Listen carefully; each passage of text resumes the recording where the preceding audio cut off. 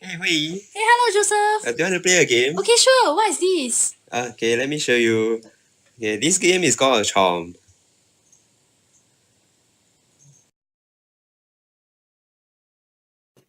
Chomp is a two-player game in which players take turns choosing a square box from an M times N board.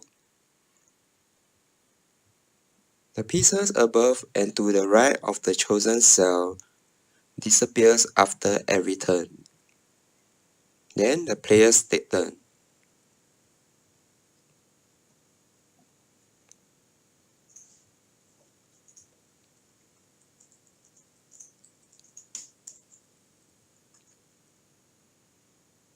The cell on the bottom left corner is considered poison, so the player who is forced to choose the poison cell loses. Okay, I roughly understand the game now, but can you start first? Sure, no problem.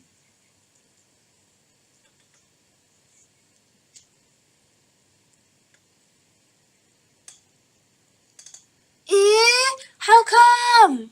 Let's try again. Okay, now I really know how to play already. Yeah, let's try 2 by 4. Okay, you start first. Okay.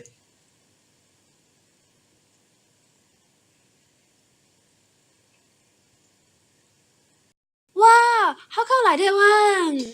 Okay, I give you a chance. Let me choose a dimension. Okay? Okay. I want 4 times 4. Okay, one lah. Okay, Okay. you can start first. Okay, sure.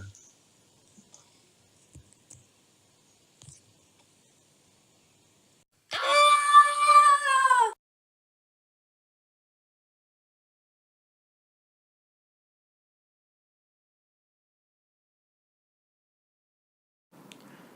Before we begin explaining, let's get some definitions out of the way. An impartial game is a game where there is no difference between the moves each player can make. In a two-player impartial game, for example, the only difference between player 1 and player 2 is that player 1 goes first. In the case of Chomp, whichever move player 1 makes could be made by player 2 as well if he went first.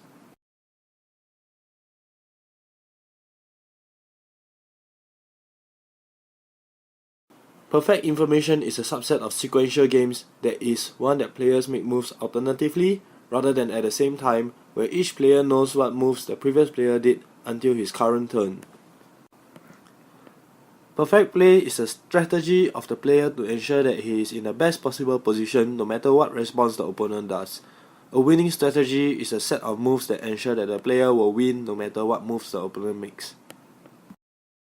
Chomp belongs to a category of impartial two-player perfect information game. For any rectangular starting position other than 1 times 1, the first player can win. This is due to a strategy stealing argument created by John Nash in 1949. The strategy stealing argument goes like this. Assume that the second player has a winning strategy against any initial first player move. Suppose then that the first player takes only the bottom right hand square. By our assumption, the second player has a response to which will force victory. But if such a winning response exists, the first player could have played it as a first move and thus forced victory. The second player therefore cannot have a winning strategy. One thing that can be observed for this strategy stealing argument is that while it proves that player 1 will always win, it does not give us any insight as to how to get a winning strategy. We can say for certain that in M times N Chomp, player 1 will always win, but we do not know what the winning moves are. The only moves that have been found so far are a few special small game boards of Chomp. In the game of Chomp, the player who moves first will always have a guaranteed winning strategy. However, except in the smallest and simplest games, no one will know which first move will lead to the guaranteed victory. In a game of 1 times N Chomp, the winning strategy is simple. Remove all but the poison piece and player 2 will lose. In 2 times N Chomp, the first player has to remove the top right piece such that the top row will have N-1 pieces and the bottom row will have N pieces. No matter what the second player does, player 1 will be able to maintain the pattern of N-1 in the top row and N in the bottom row. This will result in player 2 having no choice but to leave a minimum of 2 pieces, the poison piece and a safe piece which player 1 will obviously pick. For n times n chomp, player 1 removes all the pieces but the left and bottom edge. Whatever moves player 2 makes, player 1 only has to copy the exact same move on the opposite side to maintain symmetry. Because of the symmetry, player 1 will always have a move to make that doesn't involve taking the poison square.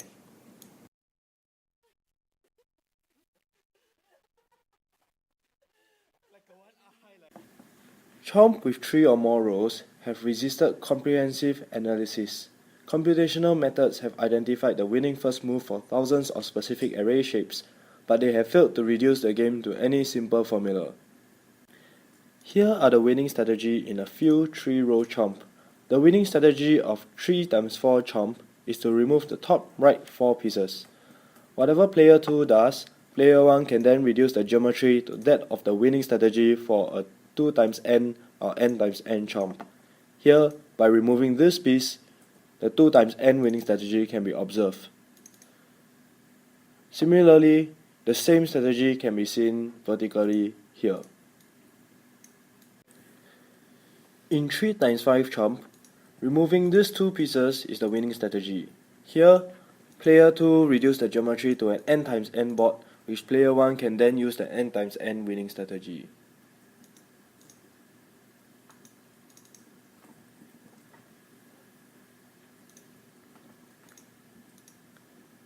If player 2 removes the pieces such that the player 1 has a 2 times n board, he can again reuse the 2 times n winning strategy. As you can see, any other moves will reduce the geometry to that of a 2 times n or n times n configuration that player 1 can then abuse.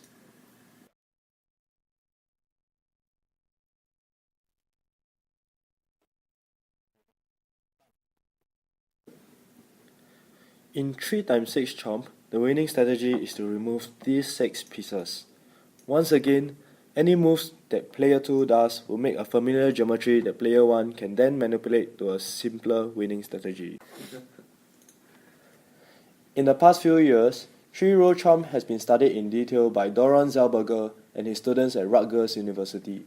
They have found no concise formula for winning, but the distribution of winning and losing moves is not random, and there are strong regularities.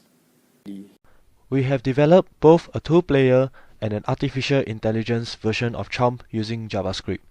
Initially, we were hoping to program an AI that could beat any game of Chomp. However, as we soon found after much research, any variance of Chomp that is not n times n, 1 times n, or 2 times n has been proven to be ultra-weakly solved. So what do we mean by ultra-weakly solved? As with all other games, developing an AI is very complex. Most games that commonly have AI, for example chess, checkers, and Scrabble, have varying levels of competency. Most of the programs are very strong, but they can still lose a game to a human. These AI are strong but not perfect. In order to win every match, it is required that a game be solved. Victor Alice, a Dutch computer scientist working in the field of artificial intelligence, has defined solving to 3 levels. First, there is strongly solved. This means that for all possible positions, even if mistakes were made, a strategy is known that allows one player to win or draw no matter what the others do. Then, there's weakly solved. A game is weakly solved if there is a known algorithm that secures a win for one player or a draw for either, no matter what the opponent does. This means that at least one ideal game from start to end can be proven for one player. Finally, there's ultra-weakly solved. An ultra-weakly solved game just means that there is proof that a player will win, lose, or draw given perfect play on either sides. The proof is mainly of theoretical interest, such as a strategy stealing argument mentioned earlier that proves that player 1 will always win, but we do not know how. Unfortunately, we have not had any success in developing an unbeatable AI.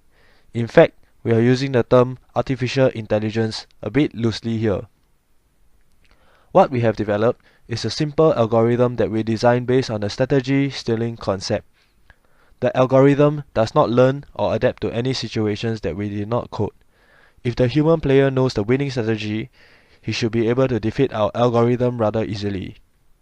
As with the strategy stealing concept, our program will always move second.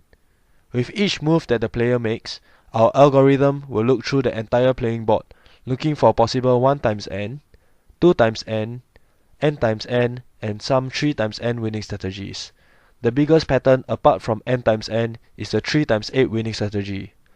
If, in the event that any of the winning strategy cannot be found, our algorithm will then select the top right piece, which we have determined to be one of the safest moves it can make. We have considered making our program to do a random move if it does not find a winning strategy, but we have deduced that making random moves will actually be a hindrance rather than help our algorithm to win. Nathan, you want to play a game? Sure, why not? Okay, let me teach you.